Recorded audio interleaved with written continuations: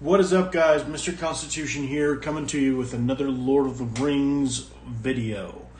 So, for those of you who may not know, Amazon Prime Video recently released a new trailer at SDCC, San Diego Comic-Con. And it has not gone super well. Today we're going to check it out. But first, please leave a like, leave a comment, hit that notification bell, and subscribe if you want to get more content from me. Thank you. Hopefully I earn your subscription today, and let's get right into it.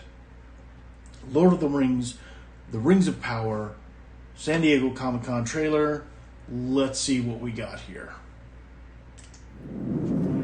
We thought the war, at last, was ended. Okay.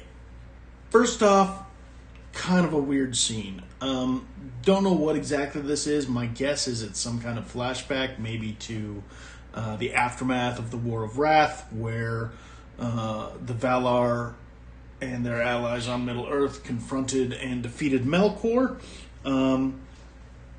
It's a little weird, though, with this giant pile of helmets. That's not typically how you would handle the remains or the possessions of allies during a conflict. So, a little weird.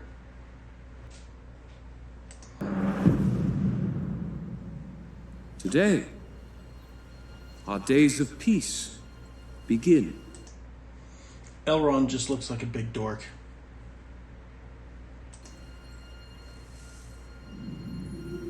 We thought our joys would be unending. We thought our light would never dim. Sounds like it's not going to be the case that everything's perfect and hunky-dory. The skies are strange. Hello, Dollar Store Frodo.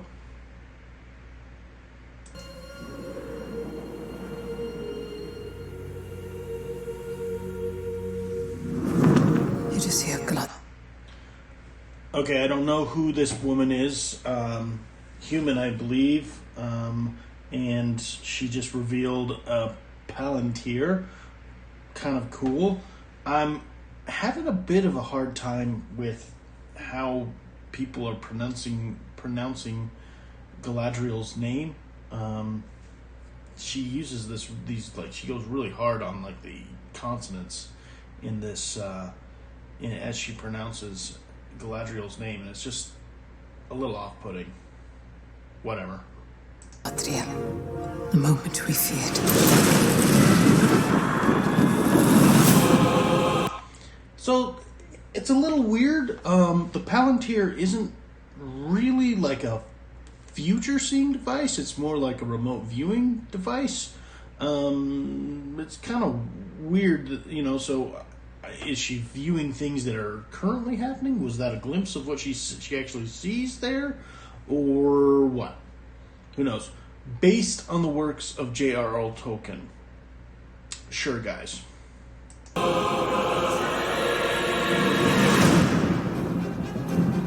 Evil does not sleep. It waits. Okay, so the shot here of this elf with short blonde hair and very kind of androgynous features. It's like Eminem. A lot of people have said maybe this is Sauron. I'm not really sure. Gary at Nerdrotic seems to think otherwise. I haven't seen it, so I have no idea. But if it is Sauron, meh. It waits. Beyond the darkness, tempting shadow, to bury us all beneath the mountain. We'll see more dwarves. He has no one name, but many.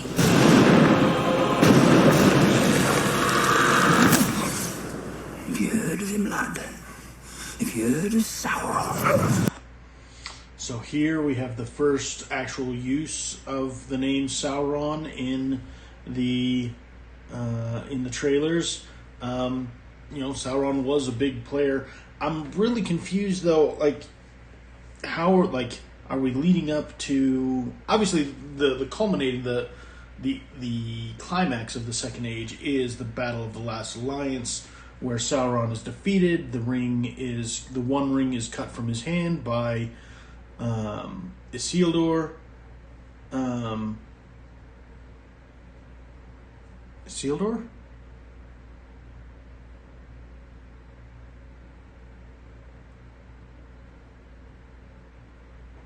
No, Isildur is the son. Elendil cuts the ring from Sauron's hand. So that's kind of the climax of the Second Age. So if the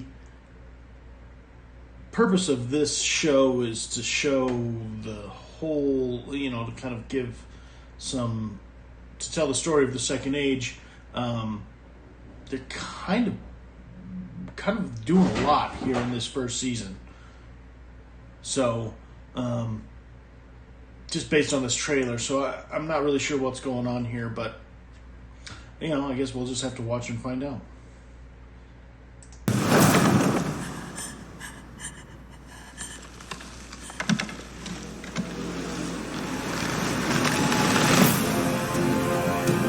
It's kind of creepy.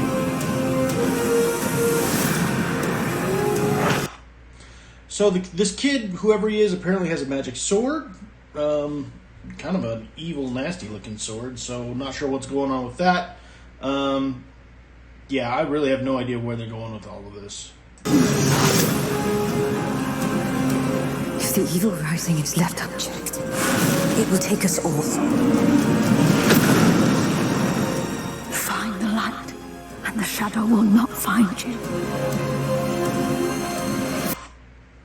So that's a little weird. Don't really know what's going on here or who this guy is. Together we can survive this. Fight with me. Oof, that the CGI there is not looking great.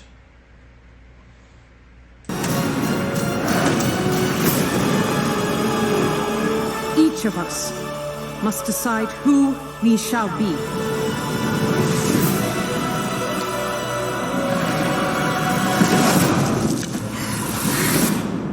There can be no trust between hammer and rock. Okay. Eventually one or the other must surely break.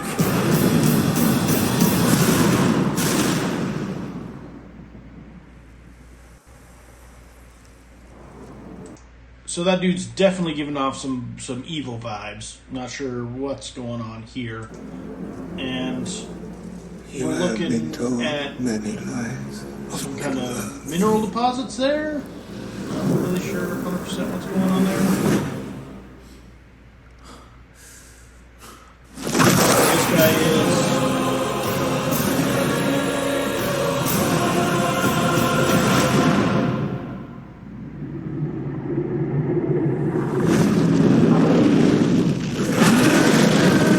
Cool shot of a Balrog. Okay, that's cool. That's interesting. Yeah, don't really have strong feelings about this. I want to like this so bad. I'm a huge Lord of the Rings fan. I've read the Lord of the Rings books, The Hobbit, The Silmarillion, and enjoyed them all. I love the original trilogy. Love the trilogy, the Lord of the Rings trilogy movies. Not super into the Hobbit trilogy. It was a little overblown and just too much for me. And so, this doesn't. Again, I'm kind of in the same place as I was with the trailer released last week. That it just 2 weeks ago. I'm just kind of sort of underwhelmed. I'm not super impressed by the visuals of this trailer. I'm not super interested. I'm just sort of meh on it still. So I'll check it out. We'll see how it goes, but I'm not like super excited, and I don't really have my hopes up. This, I think back to like, when the original Lord of the Rings trilogy was out. I remember the very first trailer for that was amazing. I was instantly hooked. I was in. It was like it just sucked me in, and at that point, like the only exposure to Lord of the Rings that I'd really had was some old cartoon, the old Rankin Bass cartoon from like the 70s. Like seeing that when I was a kid, like on a rerun at my grandma and grandpa's house. That was about all the experience I had. Then I saw the first movie and it was just totally blown away, and then read all the books before the next movie came out, and so just instantly dived in. The original trailer just sucked me right in and had me hooked immediately. And these trailers have not done that for me. I don't know what exactly they're doing, but they're just missing the mark. And so I feel like that's to me an indication that that they're not doing that great of a job with it. But let's see some things here. Let's see how the internet has been responding. So just initially, we're looking at the YouTube page for this trailer. We're looking at 8.9, almost 9 million views, and only 69,000 likes. Yikes. That's not great. 69,000 likes on 9 million views. That's gotta suck. That's gotta burn. I mean, that's less than 1%. Less than 1% of people who watch this video are liking it. Not great. I don't hate it, so I'm not going to dislike it, but yeah, not that great. But fortunately, BBC, from the BBC, the Lord of the Rings, the Rings of Power, the Lord of Rings TV show wows fans at Comic-Con. That is not what these numbers are telling me. That's not at all a wow thing. Less than 1% of people watching this are liking it. That's not really a wow. That's that article sounds like a lot of cope. This one, new trailer makes Lord of the Rings of Power finally look like a Tolkien-worthy epic. Not really sure. And the pic they use here, like, I'm sorry, but this looks straight out of a cartoon. Like, this looks like a 3D animated cartoon. It's, one of the great things about the Lord of the Rings trilogy was their reliance on practical effects. They used a lot of practical in-person things, from prosthetics on people playing the orcs to all the scenery was shot live, with some CGI added in for effect. But I mean, this looks like the blue screen work just on this picture alone is terrible. I mean, I'm surprised we don't see like the little black lines around her. This is terrible. One of the worst shots in the trailer. And yeah, and the armor on these guys looks plastic, frankly. It looks like 3D printed or vacuum mold. It does not look. It doesn't look good. This is not a great shot. So yeah, it seems like there's a lot of cope going on here. And then finally, this is the one where and I hope this is true. The Lord of the Rings. The Rings of Power showrunners address rumors that modern politics will influence the show. So showrunner Patrick McKay tells Total Film the show aspires to being timeless, like Tolkien's works. Hope so. That'd be great. I feel like the movies, the Fellowship of the Ring, the Lord of the Rings movies definitely hit that. I still watch those probably about once a year at least, and so They're just enjoyable. They have aged well. They look great still, and I think that's a lot because they used practical effects and did a really good job and worked really hard to stay faithful to the source material. And I hope that's the case with this. Given that it seems like they're setting Galadriel up as sort of like the main protagonist of the series, not really sure.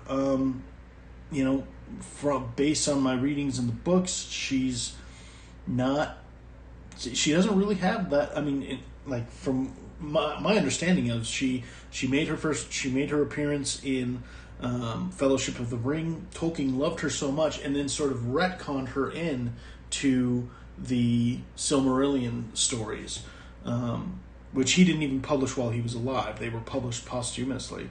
So, so it's, I just don't know.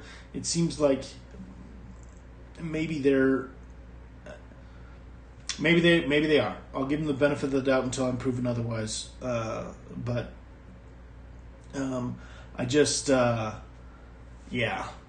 We'll see. We'll see. I guess that's kind of what it boils down to, is we'll see. I'm skeptical. I'm not holding my breath, but we'll try it. We'll give them a chance. Amazon has done some good stuff. Reacher was fantastic.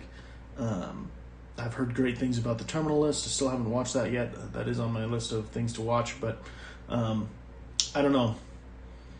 This does not entirely inspire me, so we'll see. September 2nd is the release, and we'll see. Until then, if you like this video, please smash that like button and subscribe and ring that notification bell. Leave a comment. Do whatever the cool kids are doing these days on YouTube. And we'll see you next time.